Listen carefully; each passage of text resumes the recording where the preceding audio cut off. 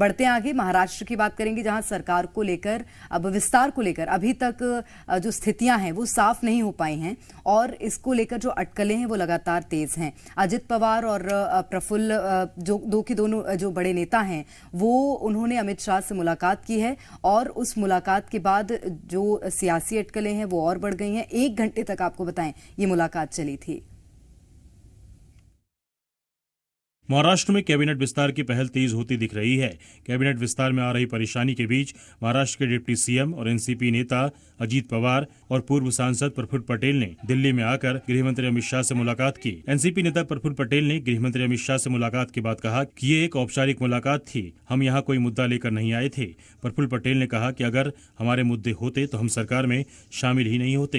ये एक शिष्टाचार भेंट थी, इसका राजनीति से कुछ लेना देना नहीं है। ये भी तो समझना चाहिए कि मुद्दे होते तो सरकार में हम शामिल ही नहीं होते।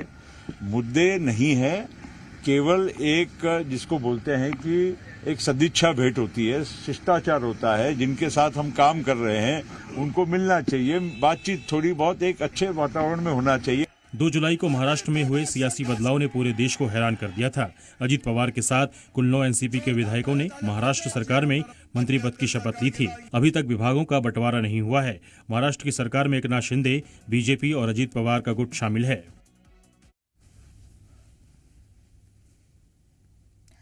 तो प्रेरणा, महाराष्ट्र की सियासत किसी बॉलीवुड के फिल्म से कम नहीं है, क्योंकि लगातार हम देखते हैं कि कब महाराष्ट्र में क्या हो जाए।